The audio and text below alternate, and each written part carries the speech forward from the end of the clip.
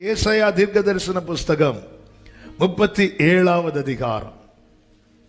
ஏசாயா 37வது அதிகாரம் அதனுடைய 31வது வசனத்தை வாசிக்க கேட்கலாம். ஏசாயா 37:31. யூதா வம்சத்தாரில் தப்பி மீந்திருக்கிறவர்கள் மறுபடியும் கீழே வேர் பற்றி மேலே கனி கொடுப்பார்கள். அடுத்த வசனத்தை வாசியுங்கள். மீதியா இருக்கிறவர்கள் எருசலேமிலும் தப்பினவர்கள் சீயோன் மலையிலுமிருந்து புறப்படுவார்கள். சேனைகளுடைய கர்த்தரின் வைராக்கியம் இதை செய். கைகளை உயர்த்தி ஹல்லேலூயா.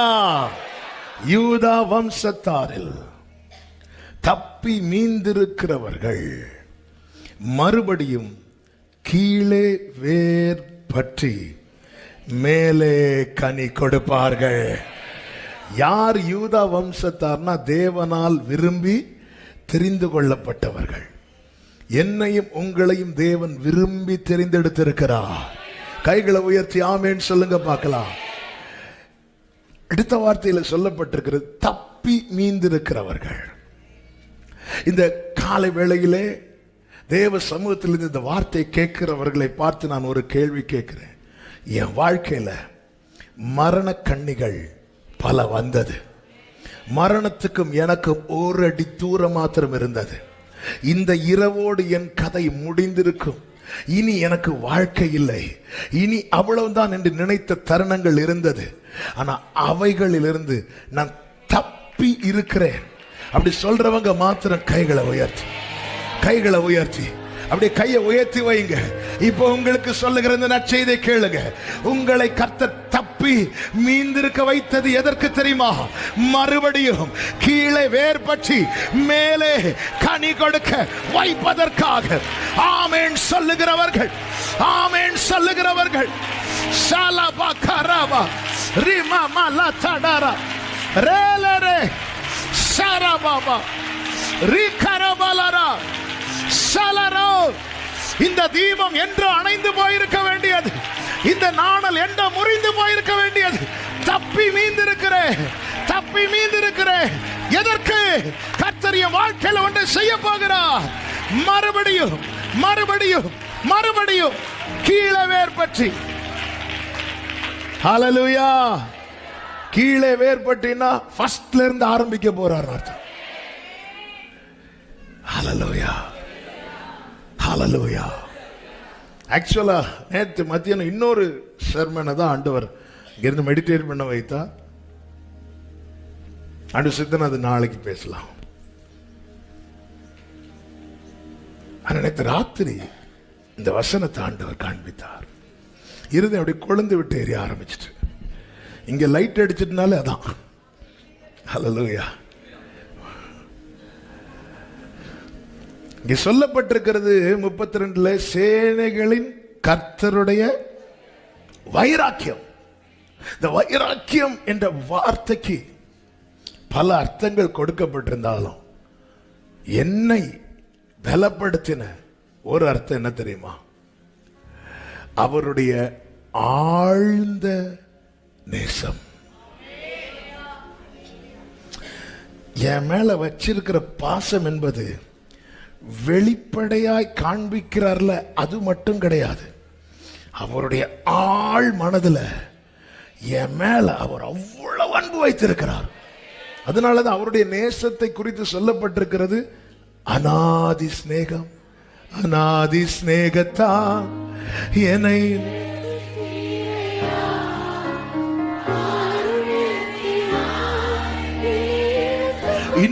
இன்னொரு அர்த்தம் என்ன தெரியுமா? அவருடைய தீவிரம். எல்லாரும் சொல்லுங்க பார்க்கலாம். தீவிரம். ஏற்ற காலத்தில் எப்படி நடப்பிப்பாரா? தீவிரமாய். அதை தாமதமா சொல்லக்கூடாது. தீவிரம் சொல்லுங்க பார்க்கலாம். சேனைகளின் கர்த்தரின் தீவிரம். ஹல்லேலூயா, ஹல்லேலூயா. பக்கத்துல பார்த்து சொல்லுங்க, உங்களை ஏன் மீதிய வச்சிருக்கிறார் தெரியுமா? செய்ய வேண்டியதை தீவிரமாய் செய்வார், தீவிரமாய் செய்வார், தீவிரமாய் செய்வார். ஹல்லேலூயா. சத்துருவின் சத்தம் ஓங்குகிறது என்றாலே புரிந்து கொள்ளுங்க, கர்த்தருடைய செயல் தீவிரமாக போகிறது. நீங்க பைபிள் ஃபுல்லா இதை படிக்க முடியும். அதே பேச நான் இன்னைக்கு செர்மன் அப்படியே போயிடும். அதனால அதை டச் பண்ணிட்டு, ஏன்னா நாளைக்கு வேறொரு மெசேஜ் இருக்கிறதுனால தீவிரமாக இந்த சம்பவம் நான் மேலோட்டமா சொல்லிவிட்டு வார்த்தைக்குள்ளே போகிறேன். எசேக்கியா யூதாவை ஆண்டு கொண்டிருக்கிற நல்ல ராஜா, கர்த்தர் மேல் அவ்வளவு நம்பிக்கை வைத்தவன், வார்த்தையினுடைய ஆலயத்தை பழுது பார்த்தவன். ஆமென். பழைய ஆராதனை முறைகளை எல்லாம் திரும்ப உயிர்ப்பித்து கொண்டு வந்து கர்த்தருடைய அனுகூலம், கர்த்தருக்காய் நின்றவன். இப்பொழுதுதான் சனகரிப், அசீரிய ராஜா சனகரிப் தன்னுடைய பெரிய சேனையை ரப்சாக்கே தலைமையில் அனுப்புகிறான். அவன் வந்து நிற்கிறான். அவன் பேசின பேச்சு, ஏனென்றால் இந்த அசீரிய ராஜா மற்ற எல்லா பட்டணங்களையும் பிடிச்சிட்டு வரான். எல்லா இடத்துலையும் ஜெயத்தை கண்டுவிட்டு இப்பொழுது யார்கிட்ட வரான்? எசேக்கியா கிட்ட வரான். ஸோ அவனுடைய ரிசல்ட் எல்லாம் பார்க்கும்போது கண்டிப்பா இதையும் பிடிக்கிறதுக்கான வாய்ப்பு தான் அதிகம். ஏன்னா அவன் எல்லா இடத்துலையும் ஜெயிச்சுட்டு வரான். இந்த சீசன்ல அசீரிய ராஜாவுடைய கை ஓங்கி இருக்கிறது. இப்போ கண்டிப்பா இதுவும் போயிடும். அப்படிப்பட்ட ஒரு சூழ்நிலையில் இருக்கும்போது தான் கர்த்தர் ஏசாயா தீர்க்கதரிசியை கொண்டு இந்த வார்த்தையை பேசுகிறார். பாரு, உன்னை சுத்தி யுத்தம் நடக்குது, உன்னை சுத்தி பிரச்சனை, அது நடுவிலும் தப்பி இருக்கிற, மீதியா இருக்கிற, எதுக்கு வச்சிருக்கிறேன் தெரியுமா? உன் வாழ்க்கையில நான் உனக்கு ஒரு துவக்கத்தை ஃபர்ஸ்ட்ல இருந்து மறுபடியும் ஆமென் சொல்லுங்க பார்க்கலாம். அவருடைய வைராக்கியம் இதை செய்யும். எங்கெல்லாம் சத்துருவின் சத்தம் ஓங்குதோ, ஒரு தேவ பிள்ளை முதல்ல எதை புரிஞ்சுக்கணும்னா, கர்த்தர் என் வாழ்க்கையில செய்வேன்னு சொன்ன எல்லாத்தையும் இனி தீவிரமாய் செய்ய போகிறார். ஹல்லேலூயா. கர்த்தருடைய வைராக்கியம் என்பது சத்துருவின் மேல் எழும்புகிற கோபமும் கூட. என் மேல வச்சிருக்கிற ஆழ்ந்த நேசம் அவருடைய கோபத்தை சத்துருவின் மேல திருப்பும். அதுதான் நேச வைராக்கியம், அதுதான் நேசருடைய வைராக்கியம். என் மேல அவர் வச்சிருக்கிற அந்த ஆழ்ந்த நேசம் எனக்கு விரோதமா எழும்புகிறவன் மேல அவருடைய கோபத்தை திருப்பும். சகரியா 1 இருக்கிறது அல்லவா? சகரியா 1 அதிகாரம் அதனுடைய 15வது 14, 15 வாசிங்க. அப்பொழுது என்னோட பேசின தூதன் என்னை நோக்கி, சேனைகளின் கர்த்தர் உரைக்கிறது என்னவென்றால், நான் எருசலேமுக்காகவும் சீயோனுக்காகவும் மகா வைராக்கியம் கொண்டிருக்கிறேன். அடுத்த வசனம், நான் எருசலேம் மேல சீயோன் மேல அவங்க பண்ண செயல்னால கொஞ்சம் கோபம் கொண்டிருந்த போது அவர்கள் தங்கள் கேட்டை அதிகரிக்க தேடினபடியினால் கொஞ்சம் கோபம் கொண்டதும் ஜனங்கள் இனி வேண்டாம் அப்படின்னு சொல்லிட்டு இருக்கிறாங்க. திரும்பல இன்னும். அப்படி இருக்கும்போது அவர் யாரை பார்க்கிறார்னா, புறஜாதிகளை பார்க்கிறார். அவங்க எப்படி வாழ்றாங்க? சுகமா வாழ்றாங்க. உடனே கர்த்தருக்கு எப்படி வந்துச்சு? காட்டும் கோபம். 16வது வசனத்தை வாசிங்க. ஆகையால் மன உருக்கத்தோடு எருசலேமின் இடத்தில் திரும்பினேன். இதுதான் கர்த்தருடைய வைராக்கியம்.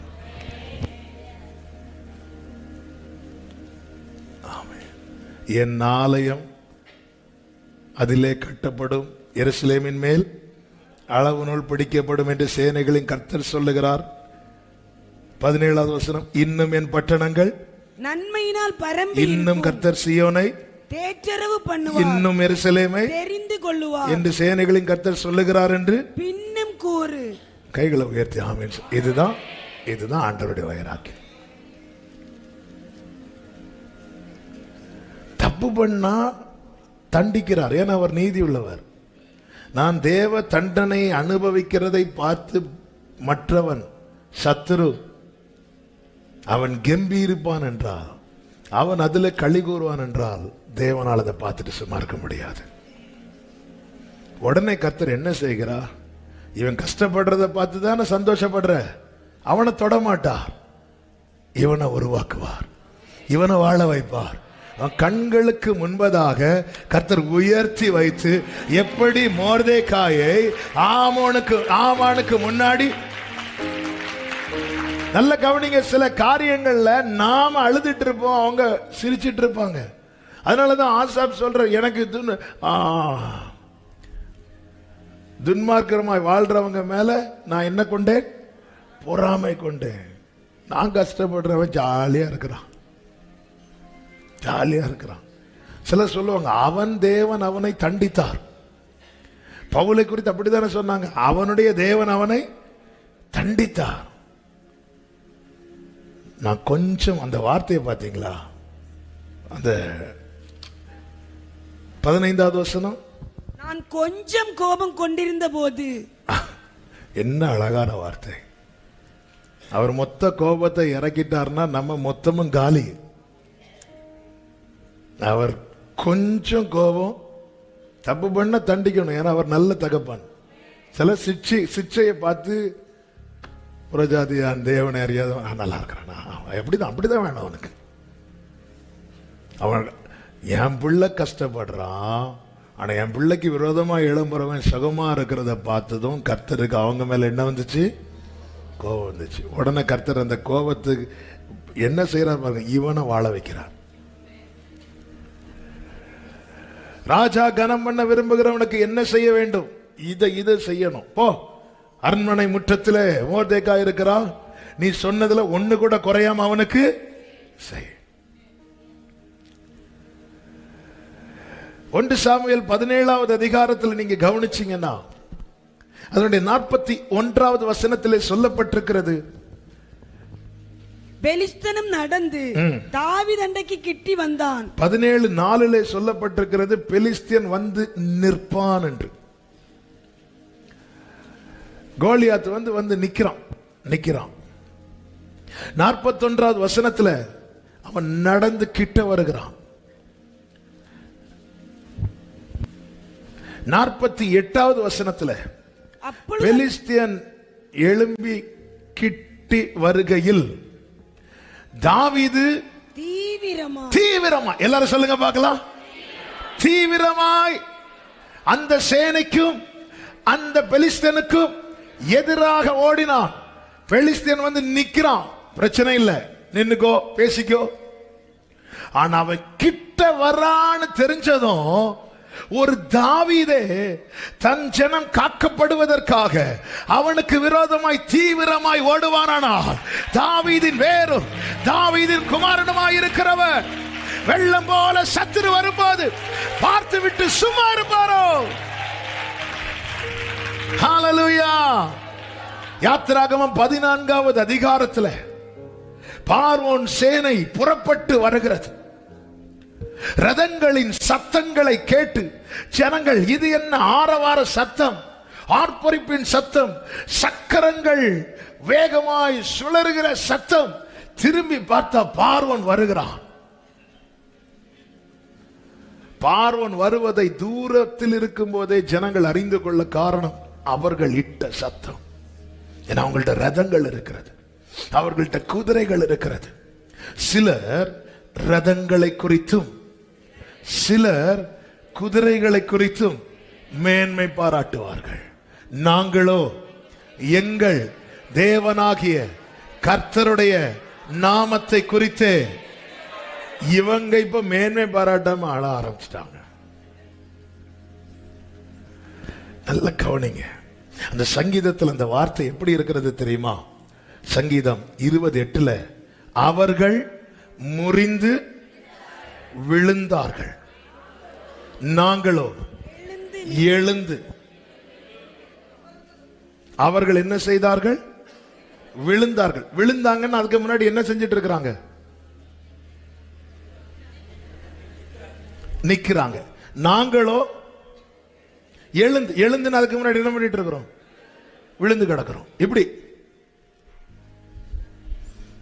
ரதத்தை குறித்து மேன்மை பாராட்ட காரணம், அவன் நிக்கிறான். நிக்கிறவன் ரதத்தை குறித்தல்ல, எதை குறித்து மேன்மை பாராட்டினாலும் அவன் விழுவான். ஆனால் நீ விழுந்து கிடந்தாலும் கர்த்தருடைய நாமத்தை குறித்து மேன்மை பாராட்டுவாயானால்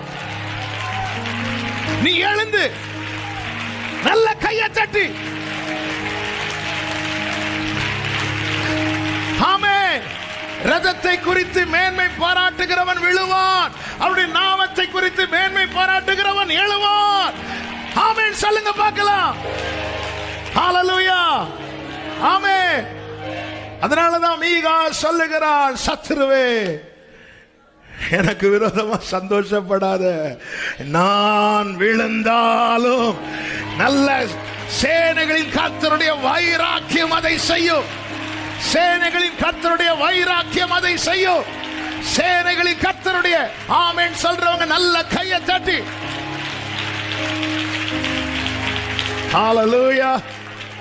என் சத்துருக்கள் எல்லாம் சங்காரமாக்கி என் எல்லைகள் எல்லாம் ஜெயக்கொடியே. சத்துருக்கள் எல்லாம்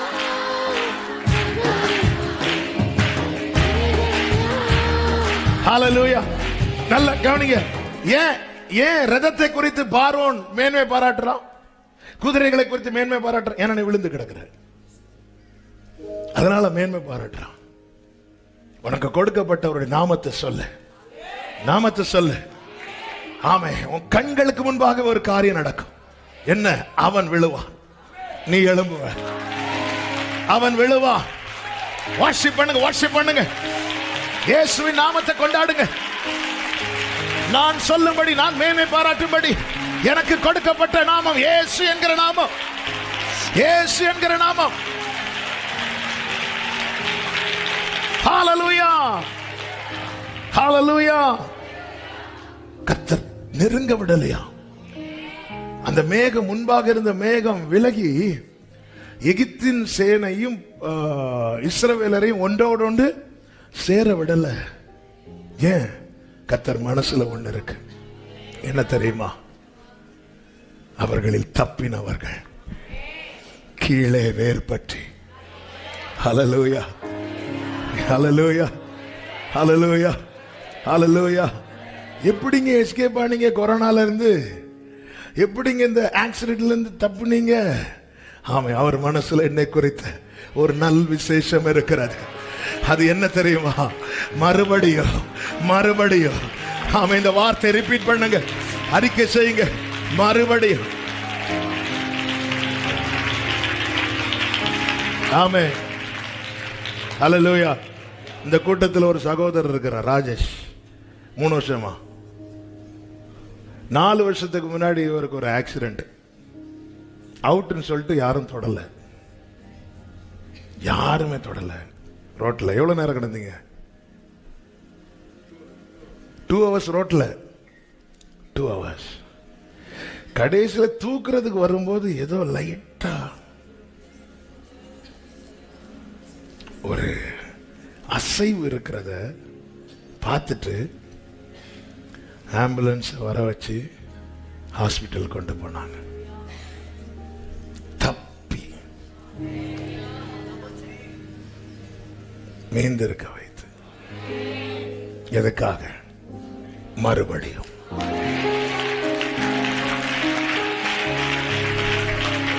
மறுபடியும். இன்னொரு சகோதரர் சர்ச்சுக்கு வரார். அவர் ஒரு நாள் அவருடைய சாட்சி சொன்னார். அவருக்கு ஒரு ஆக்சிடென்ட் ஆகி ஆல்மோஸ்ட் முடிஞ்சது.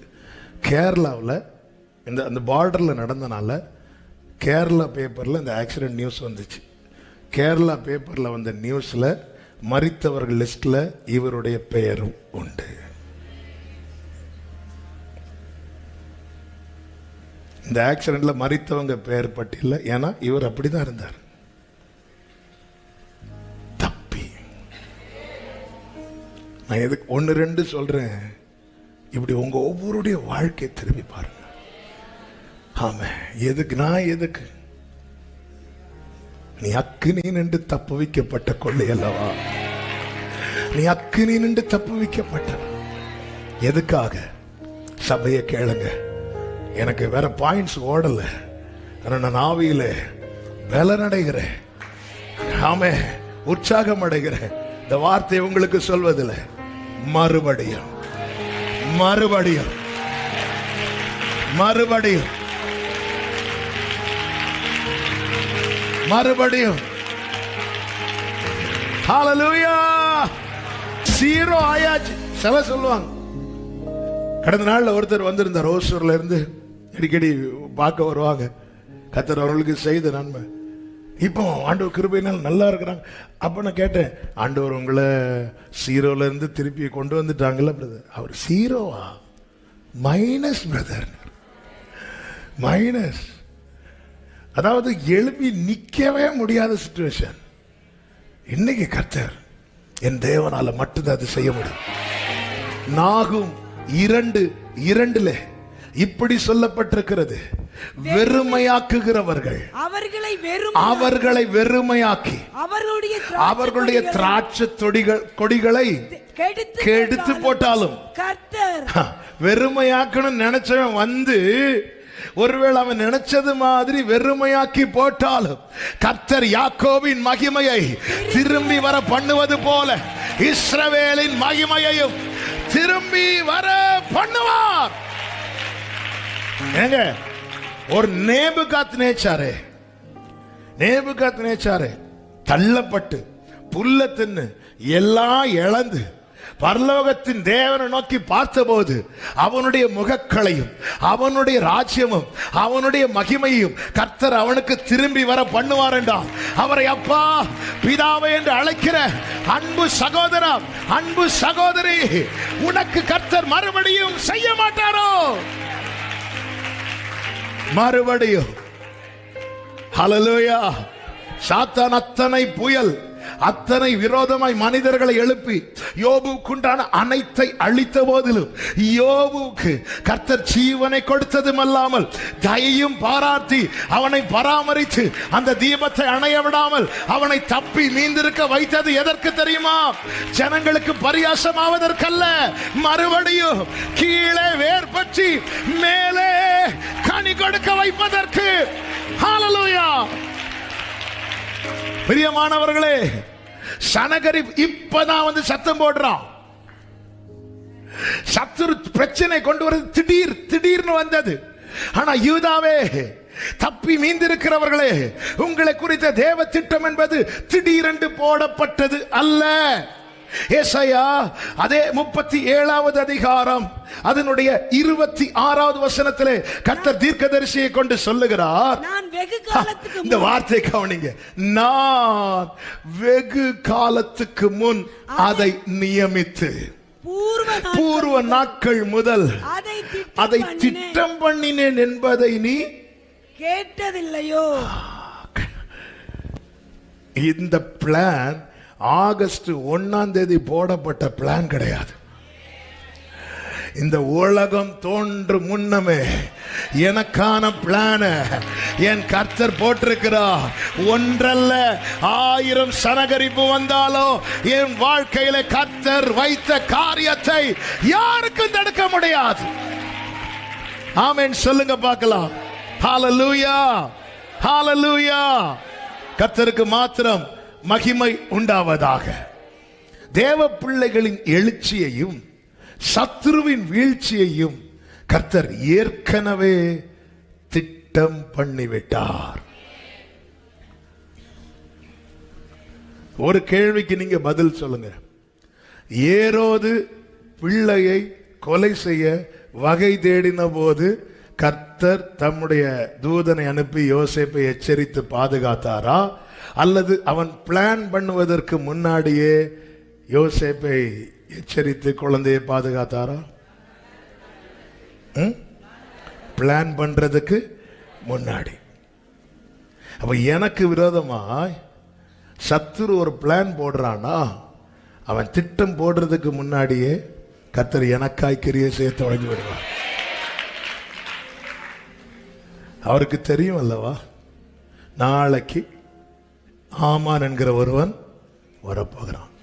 ஆமான் என்றாகிறதே 3வது அதிகாரத்தில். 2வது அதிகாரத்திலே கர்த்தர் ரூத்தை கொண்டு உள்ள வச்சிட்டார்.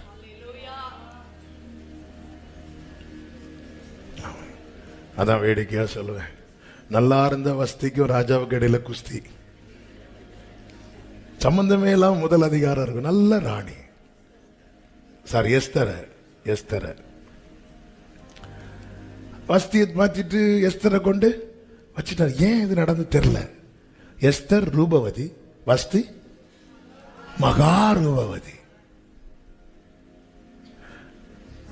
எல்லா தகுதி மாத்திட்டு, ஏன்னா நாளைக்கு ஆமான் வருவான், யூதருக்கு விரோதமா பிளான் பண்ணுவான். அப்ப உள்ள இருந்தே குத்துறதுக்கு யார் வேணும்? எஸ்தர் வேணும். ஆமென். ஹல்லேலூயா. ஒரு பிரச்சனை திடீர்னு சனகரிப்பு வாரானா, ஆமென், கர்த்தர் ஏற்கனவே. அதனாலதான் வேதம் சொல்லுகிறது 22வது வசனத்துல, ஏசாயா 37:22, அவனை குறித்து கர்த்தர் சொல்லுகிற வசனமாவது. யாரை குறித்து? சனகரிப்பை குறித்து. இஸ்ரவேலுக்கு விரோதமா வாரால் அவனை குறித்து. சீயோன் குமாரத்தியாகிய கன்னியாஸ்திரி உன்னை இகழ்ந்து உன்னை பரியாசம் பண்றான். ஏன் இகழ்ந்து பரியாசம் பண்றா தெரியுமா? சீயோன் குமாரத்தியை குறித்த தேவ திட்டம் என்பது ஏற்கனவே போடப்பட்டது.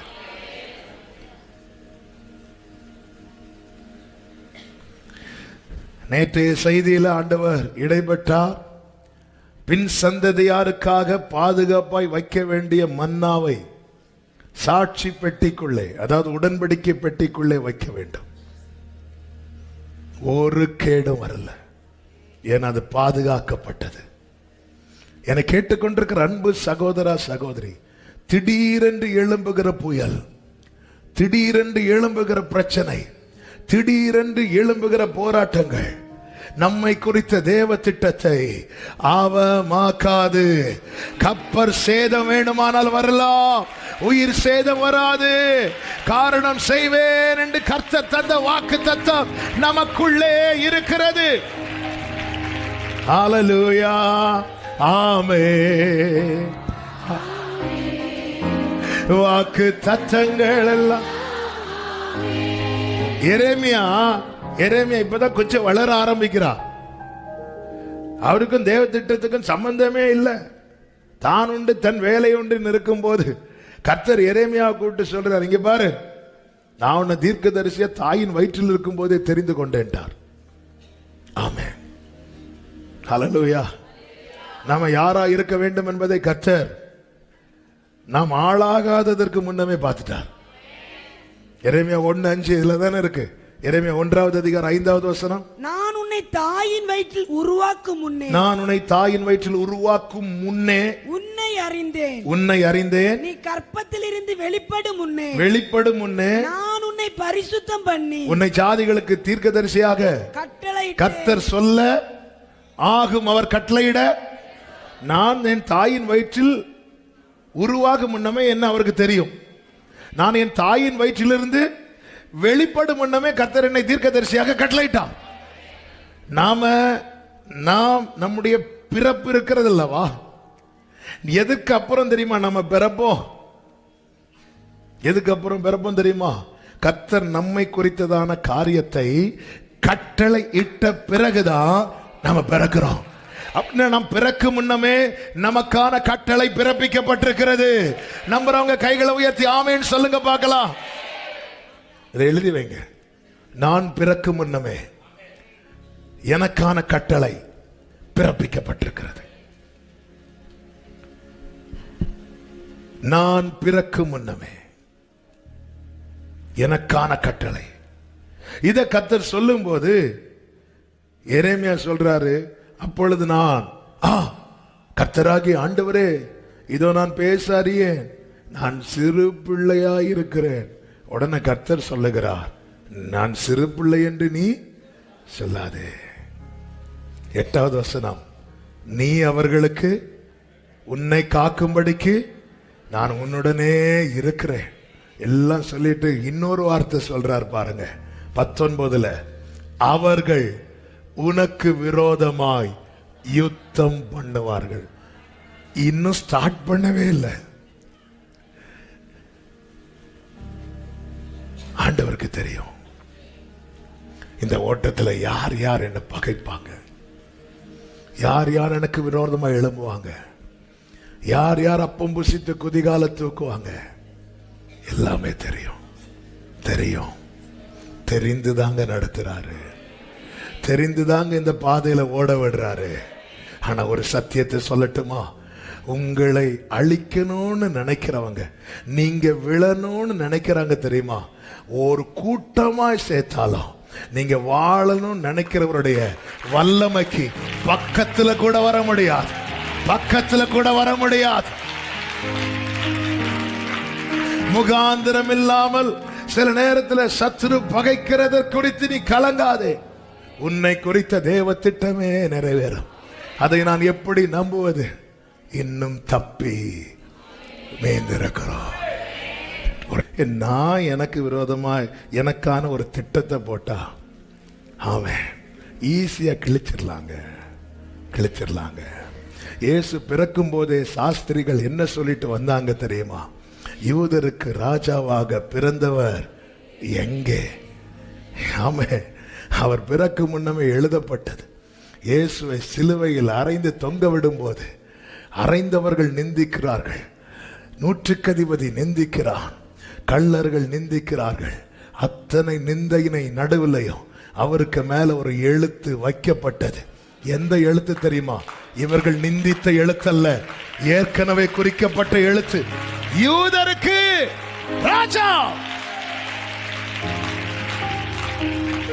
ஹalleluya, ஹalleluya. மலையிலிருந்து மோசே இறங்கும் போது கோவத்தில் கல்லை தூக்கி போட்டு உடைச்சிடுவார். என்ன அந்த கல்ல என்ன இருந்துச்சு? கர்த்தருடைய எழுத்து. கர்த்தர் மீண்டும் மோசையை கூப்பிடுறார், மலைக்கு மேல வா. கூப்பிடும் போது என்ன சொல்லி கூப்பிடுறாருன்னா 34வது அதிகார யாத்திராகமம். ஆமே, ஆண்டவர் சொன்ன வார்த்தை கேளுங்க. 1வது வசனத்துல கர்த்தர் மோசையை நோக்கி, முந்தின கற்பலகைகளுக்கு ஒத்த 2 கற்பலகைகளை இழைத்துக்கொள்னு அதை செதுக்கிக்கோ. நீ உடைத்து போட்ட முந்தின பலகைகளில் இருந்த வார்த்தைகளை அவைகளில். ஆமே, என்ன வார்த்தை பார்த்தீங்களா? என்ன அதன் அர்த்தம்? கவனிங்க. உங்க கையில இருந்து இந்த பைபிளை வாங்கி ஒரு பர்சனுக்கு எரிக்க முடியும், ஆனா இதுல இருக்கிற வார்த்தைய ஒருத்தனுக்கு தொட முடியாது.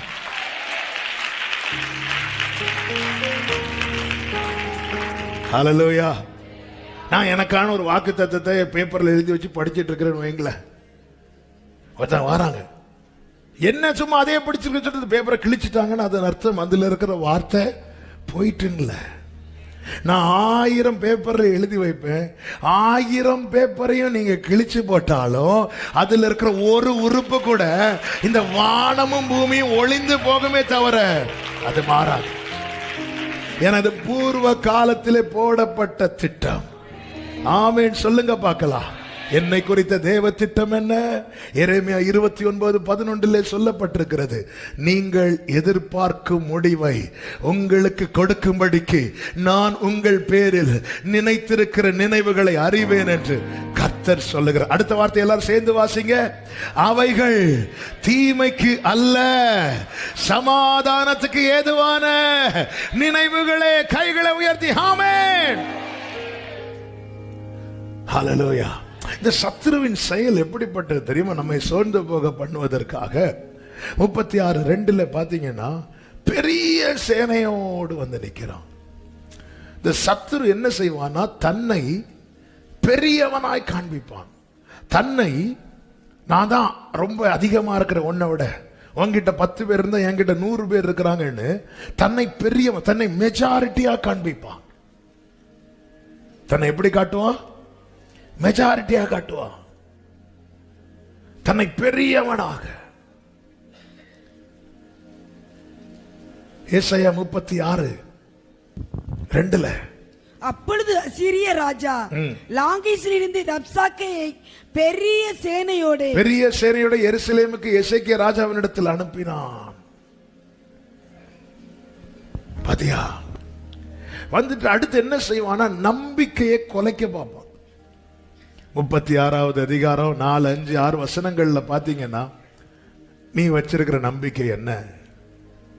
நீ நம்பி இருக்கிற இந்த நம்பிக்கை என்ன? நீ என்னை விரோதிக்கும்படிக்கு யார் மேல நம்பிக்கை வைத்திருக்கிறாய்? இது உன் வாய் பேச்சை அன்றி வேறல்ல.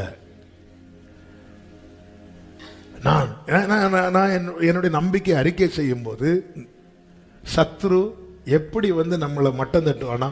இது உன் வாய் பேச்சை அன்றி. சொல்ல நல்லா தான் பாருக்கு, அதெல்லாம் நடக்காது. அவனை பாரு மெஜாரிட்டி, அவனை பாரு பெருசு. நான் நம்புவேன். எனக்கு விரோதமாய் ஒரு பாளையமே இறங்கினாலும் நான் கர்த்தரிடத்தில் நம்பிக்கையா இருக்கேன்னு சொல்லும் போது இது உன் வாய் பேச்சை அன்றி. நம்மளும் அப்படி யோசிக்க ஆரம்பிச்சிட்டோன்னு வைங்களேன், நாம் முதல்ல எதை ஸ்டாப் பண்ணணும் தெரியுமா? நம்முடைய நம்பிக்கையை அறிக்கை செய்யறத ஸ்டாப் பண்ணுவோம். சர்ச்சில் வச்சு அறிக்கை செய்யறது இல்லைங்க. பெரிய பர்வதம் நிற்கும் போது நம்மளால அறிக்கை செய்ய முடியுதா? பர்வதம் நீ எம்மாத்திரம் அறிக்கை செய்ய முடியலன்னா நம்முடைய நம்பிக்கையில கை வச்சுட்டான்னு அர்த்தம். சத்துரு ஒருவனை கொலாப்ஸ் ஆக்க, அதாவது சத்துரு ஒருவனை குழப்பி இல்லாமலாக்க அவன் நம்பிக்கையில கை வைக்கிறான். இது வெறும் வாய்ப்பேச்சு. அது இந்த மாதம் ஃபுல்லா விசுவாச அறிக்கை செய்யணும், அது வெறும் வாய்ப்பேச்சு வேறல்ல. இது சொல்றது யார் தெரியுமா? சத்துருவின் சேனையில இருந்து வந்தவன்.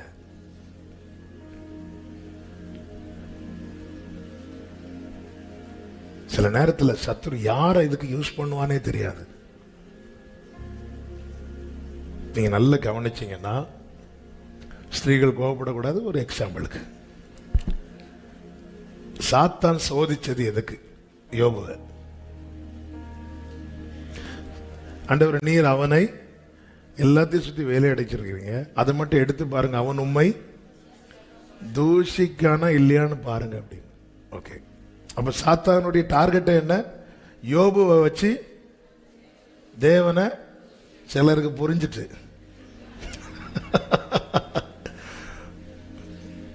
இப்போ 2வது அதிகாரத்துல யோபுவின் மனைவி நிக்கிறாங்க.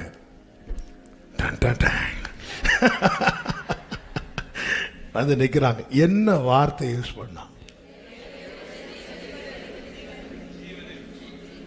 அது ஜீவனை புற விடலாம். அதுக்கு முன்னாடி தேவனை எதுக்கு அதை சொல்லணும்?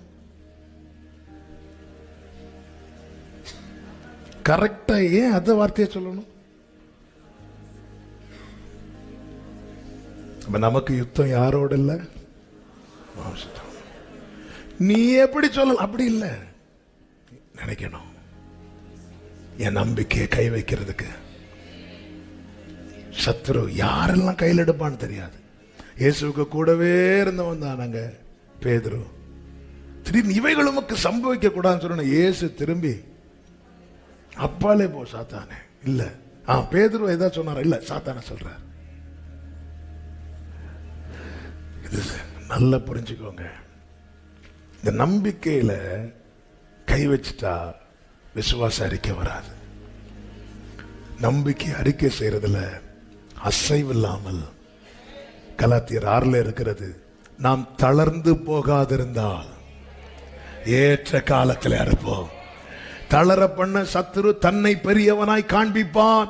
நாம் வைத்திருக்கிற நம்பிக்கையை குறைத்து மதிப்பிட்டு நம்மை பரியாசம் கூட பண்ணுவான்.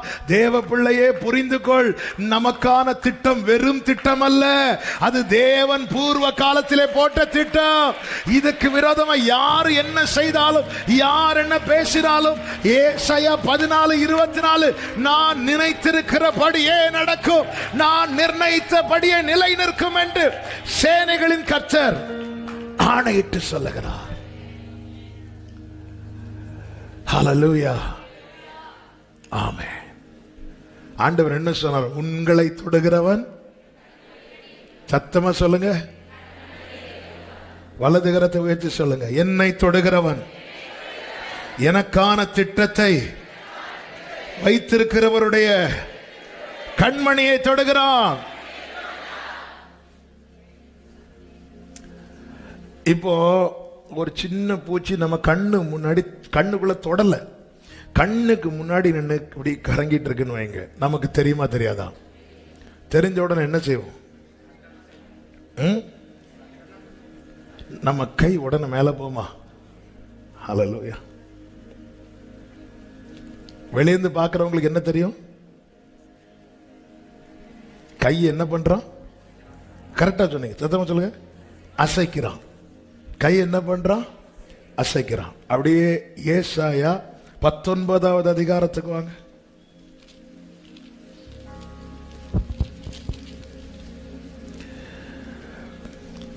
பதினாறாவது வசனத்தை வாசிங்க. அக்காலத்திலே எகிப்தியர் பெண்டுகளை போலிருந்து சேனைகளின் கர்த்தர் தங்கள் மேல் அசைக்கும் கை அசைவினாலே அஞ்சி நடுங்குவார். நல்ல கையை தட்டி ஆண்டவருக்கு மகிமை. என்னை தொடுகிறவன் அவர் கண்மணியை தொடுகிறான்.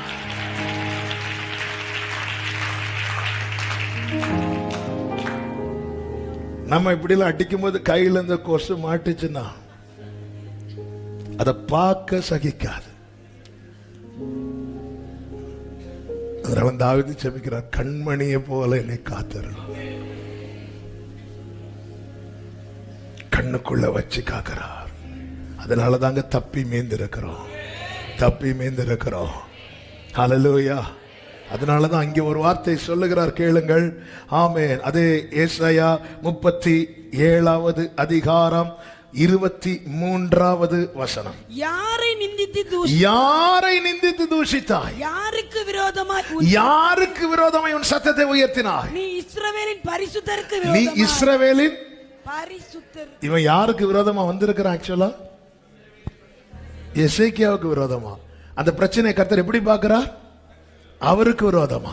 அதனாலதான் சொல்ற, உன்னை தொடுகிறவன் உன்னை அல்லப்பா, என் கண்மணியை தொடுகிறார். ஹல்லேலூயா. எனக்கு விரோதமாய் எழும்புகிறவனை தமக்கு விரோதமாய் எழும்புகிறவனாய் பார்த்து கர்த்தர் யுத்தம் செய்கிறார். இந்த வார்த்தை வலது கரத்தை உயர்த்தி விசுவாசத்தோடு சொல்ல முடியுமா? எனக்கு விரோதமாய் எழும்புகிறவனை தமக்கு விரோதமாய் எழும்புகிறவனாய் பார்த்து கர்த்தர் யுத்தம் பண்ணுகிறார். எனக்கு விரோதமாய் எழும்புகிறவனை தமக்கு விரோதமாய் எழும்புகிறவனாய் பார்த்து. இதை எத்தனை பேர் நம்புறீங்க? பவுல் யாரை துன்பப்படுத்தினான்? சபையை. கர்த்தர் என்ன சொன்னார்? என்னை ஏன் துன்பப்படுத்துற? இது சரித்திரம் படிப்பதற்காக அல்ல எழுதி வைத்தது. வாக்குத்தத்தங்கள் உங்களுக்கும் உங்கள் பிள்ளைகளுக்கும் என்று சொல்லி இருக்கிறார். இப்போ வலது கரத்தை உயர்த்தி சொல்லுங்க, நான் அவரது பிள்ளையானா எனக்கு விரோதமாய் எழும்புகிறவனை தமக்கு விரோதமாய் எழும்புகிறவனாய் பார்த்து கர்த்தர் யுத்தம் பண்ணுவார். என்ன சொல்றார் பாருங்க, 34, 33, 34. ஆகையால் கர்த்தர் அசீரிய ராஜாவை குறித்து அவன் இந்த நகரத்துக்குள் பிரவேசிப்பதில்லை, இதன் மேல் அம்பு எய்வதும் இல்லை, இதற்கு முன்பாக கேடகத்தோட வருவதும் இல்லை, இதற்கு எதிராக கொத்தளம் போடுவதும் இல்லை. அவன் இந்த நகரத்தை பிரவேசியாமல் தான் வந்த வழியை திரும்பி போவார். ஏன்னா என் நிமித்தமும் என் தாசனாகிய தாவீது நிமித்தமும் நான் இந்த நகரத்தை ரட்சிக்கும்படிக்கு இதற்கு ஆதரவாய் இருப்பேன் என்று கர்த்தர் உரைக்கிறார். நல்ல கைகளை தட்டி ஆமென் என்று சொல்லி, ஹல்லேலூயா.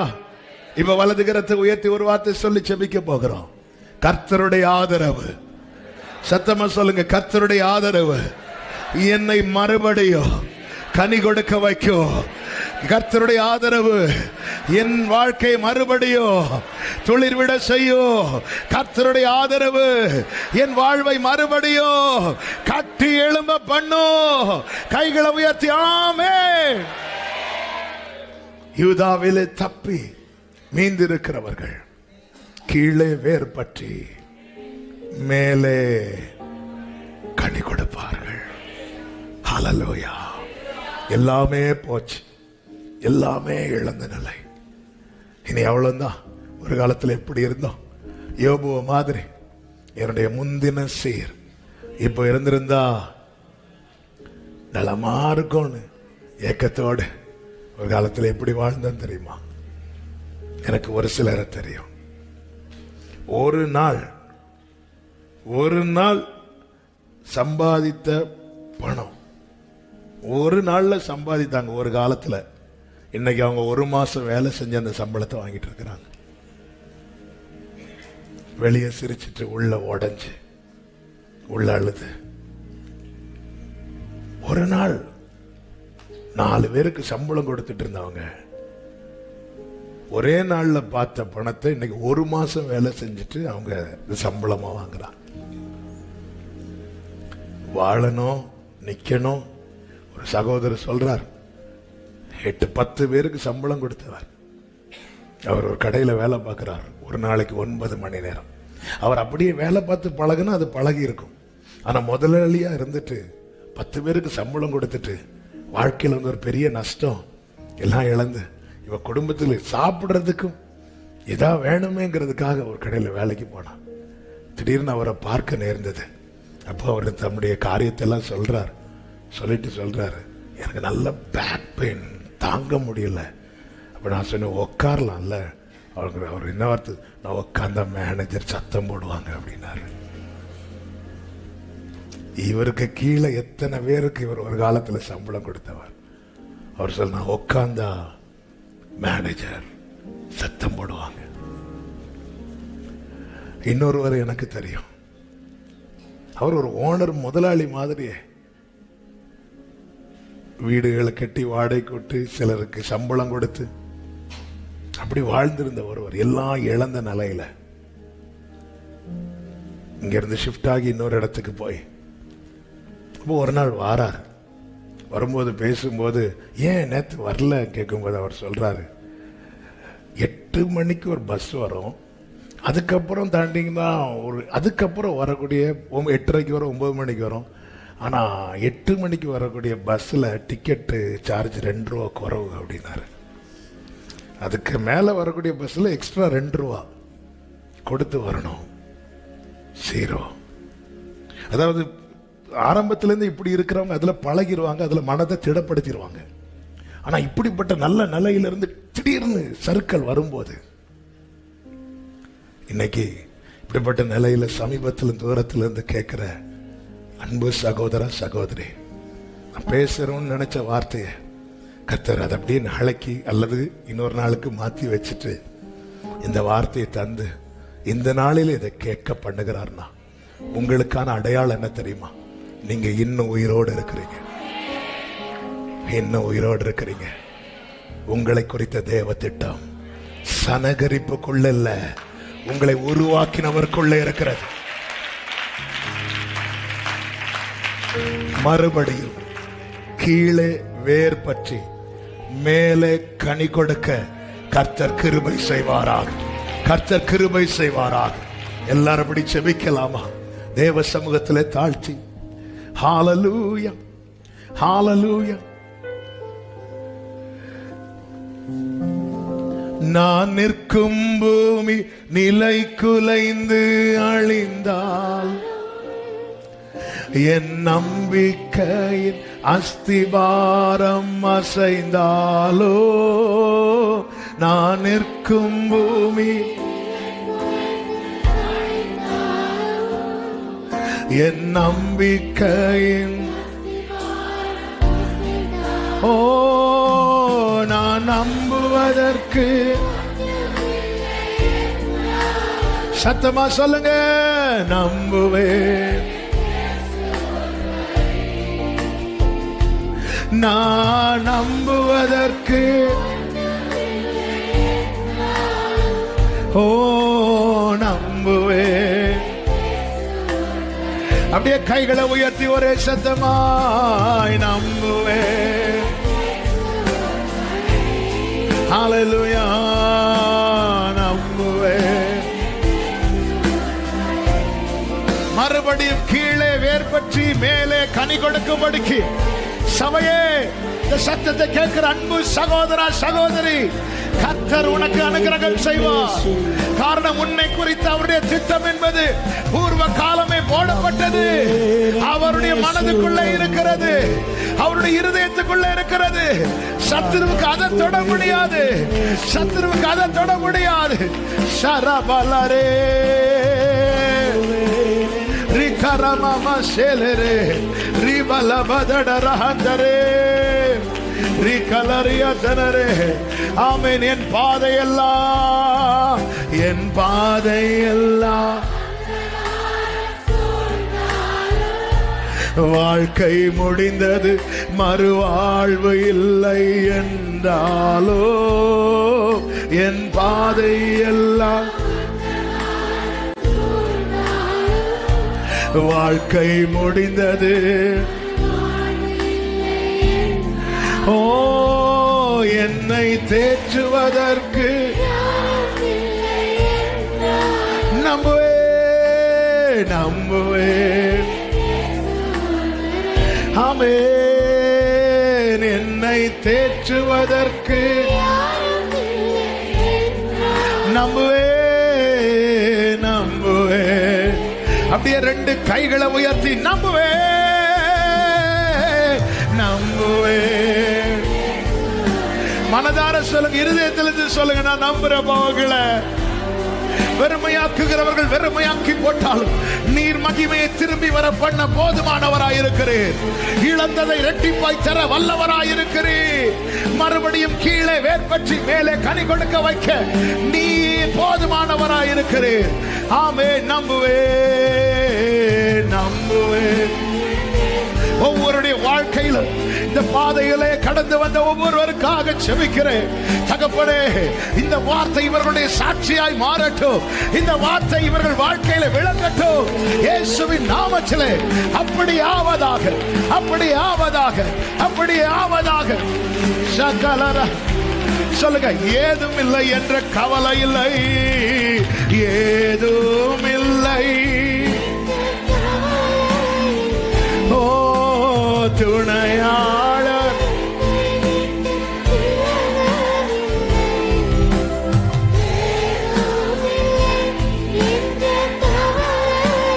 துணையாளர் என்னை விட்டு விலகவில்லை. சொன்னதை செய்திடும், சொன்னதை. ஆமென். லவ் யூ பா. சரல பக்கரா. சத்தமாய் சொல்லுங்க, நம்புவே நம்புவே. இறுதி வரை, இறுதி வரை, இறுதி வரை நம்புவே நம்புவே. ஓடரா கபலா சதன ரபகலரா. நம்புறாடவர், நம்புறம்பா நம்புவே. அப்படியே சொல்லுங்க, நம்புவே நம்புவே. நான் ஆதரவாயிருப்பேன், நான் ஆதரவாயிருப்பேன், நான் ஆதரவாயிருப்பேன், நான் ஆதரவாயிருப்பேன் என்று கர்த்தர் சொல்லுகிறார். நான் ஆதரவாயிருப்பேன். உனக்கு விரோதமாய் சனகரிப்பு அம்பு எய்வதில்லை, உன் எல்லைக்குள் அவன் வருவதில்லை. நான் ஆதரவாயிருப்பேன் என்று கர்த்தர் சொல்லுகிறார். ஆமே. இது பூர்வ காலம் முதலே போடப்பட்ட திட்டப்பா. அதனாலதான் இன்னும் இந்த தீபத்தை அணைய விடாம காத்து வருகிறார். நம்மை குறித்த திட்டம் அவர் மனதில் இருக்கிறது. சனகரிப்புக்கு அதை தொட முடியாது, சனகரிப்பதற்கு அதை கை வைக்க முடியாது. கர்த்தர் நினைத்திருக்கிறபடி, கர்த்தர் நிர்ணயித்தபடி நடக்கும், நிறைவேறும். நல்ல கைகளை தட்டி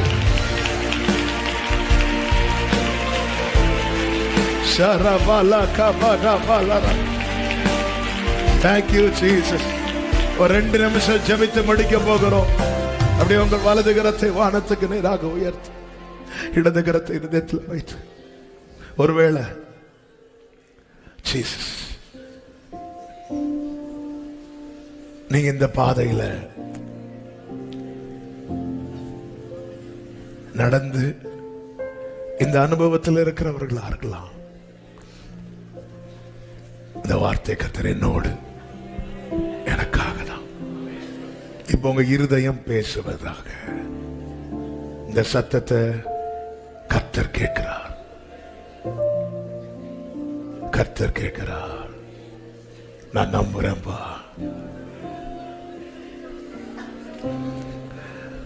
அப்படிப்பட்ட ஒரு நல்ல வாழ்க்கை எங்களுக்கு இப்போ சரித்திரம் ஆயிட்டு, பழைய கதையாயிட்டு. இல்ல இல்ல, மறுபடியும் ஜோமண்ணு சகோதரி, இப்ப ஜோமண்ணுங்க சகோதரி, ஜோமண்ணுங்க சகோதரா. ஆமே ஆமே. இன்னைக்கு எனக்கு வேற வழி இல்லாம 4 பேர்ட்ட கை நீட்டி நிக்கிறேன். என் பிள்ளைக்கு சாப்பாடு கொடுக்கணும், என் பிள்ளைக்கு ஃபீஸ் கட்டணும். அதனால வெட்கத்தை மறந்து நான் கை நீட்டி நிக்கிறேன். ஆனா ஆண்டவரே, என்னை கை நீட்டி கொடுக்க வைப்பீங்க. மறுபடியும் நீங்க ஜெபம் பண்ணுங்க. இப்ப ஜெபம் பண்ணுங்க. இப்போ 2 நிமிஷம் நீங்க ஜெபம் பண்ணணும். உங்க இருதயம் பேசுறத கர்த்தர் கேட்க வந்திருக்கிறார். இப்போ நீங்க பேசுற உங்க இருதயத்துல பேசு. மறுபடியும் பேசு சகோதரி. ஆன்லைன்ல பார்க்கிற அன்பு சகோதர சகோதரி, ஜெபம் பண்ணுங்க. ஜெப நேரத்துல நீங்க எந்த கமெண்ட் டைப் பண்ணக்கூடாது. அப்படியே கைகளை வானத்துக்கு நேரம் எடுத்து ஜெபம் பண்ணணும். ஜெபம் பண்ணுங்க, ஜெபம் பண்ணுங்க. கர்த்தர் சமயத்துக்கு ஏற்ற வார்த்தை. ஒருவேளை இன்னைக்கு இந்த வார்த்தையை நீங்க கேட்காம இருந்திருந்தா நீங்க தொய்ந்து போயிருப்பீங்கன்னு கர்த்தருக்கு தெரியும். அதனாலதான் இன்னைக்கு இதை கேட்க வைக்கிறார். அதனாலதான் இன்னைக்கு இந்த வார்த்தையை கத்து தந்து. அவருக்கு தெரியும், அவருக்கு தெரியும் சமயத்துக்கு ஏற்ற. எஸ் லார்ட், அந்த நாளை காண நான் வாஞ்சிக்கிறேன். ஜீசஸ் ஜீசஸ், நன்றியோடுமை துதிக்கிறோம், ஸ்தோத்தரிக்கிறோம், வாழ்த்துகிறோம், போற்றுகிறோம். இந்த உபவாச கூடுகையின் 2வது நாள் உங்க சமூகத்தில் கொண்டு வந்து பாட, துதிக்க, ஆராதிக்க, ஜெபிக்க நீர் பாராட்டின கிருபைகளுக்காக, தயவுக்காக நன்றி. இந்த நாளில் கர்த்தர் எங்களோடு பேசின உம்முடைய தீர்க்க தரிசனமான வாக்குத்தத்த வார்த்தைக்காக ஸ்தோத்திரம். இது பூர்வ காலம் முன்னமே எங்களுக்காய் திட்டம் பண்ணப்பட்டதற்காக நன்றி செலுத்துகிறோம். நாங்கள் நம்புகிறோம், எங்களை தப்பி மீந்திருக்க வைத்திருக்கிறீர். மறுபடியும் கீழே வேர் பற்றி மேலே கனி கொடுக்க கர்த்தர் செய்ய போகிற தீவிரமாய் உம்முடைய வைராக்கியம் இதை செய்யும். உம்முடைய வைராக்கியம் இதை செய்யும். நீர் செய்ய போகிற தயவுக்காக உமக்கு ஸ்தோத்திரம், ஸ்தோத்திரம், ஸ்தோத்திரம். ஆண்டவரே, இன்னைக்கு இந்த வார்த்தையை பிடித்துக் கொண்டு ஆண்டவரை ஜெபிக்க கூட முடியாம கண்ணீர் வடித்த உள்ளங்களை கர்த்தர் அறிவீர். இந்த வார்த்தை இவர்களுடைய சாட்சியாய், இவர்களுடைய எதிர்காலமாய், இதுவே இவர்களுடைய வாழ்க்கையாய் மாற போகிறதற்காக உமக்கு கோடி ஸ்தோத்திரம். தாழ்த்துகிறோம். எல்லா மகிமையும் ஒருவருக்கே செலுத்துகிறோம். இரட்சகர் இயேசு கிறிஸ்துவின் நாமத்தில் பிதாவே, ஆமென். சேர்ந்து சத்தமாய் சொல்லுவோம். என் ஆத்துமாவே கர்த்தரை ஸ்தோத்திரி, என் முழு உள்ளமே அவருடைய பரிசுத்த நாமத்தை ஸ்தோத்திரி. என் ஆத்துமாவே கர்த்தரை ஸ்தோத்திரி, கர்த்தர் செய்த சகல உபகாரங்களை மறவாதே. ஆமென். ஹalleluya. God bless you. கர்த்தர்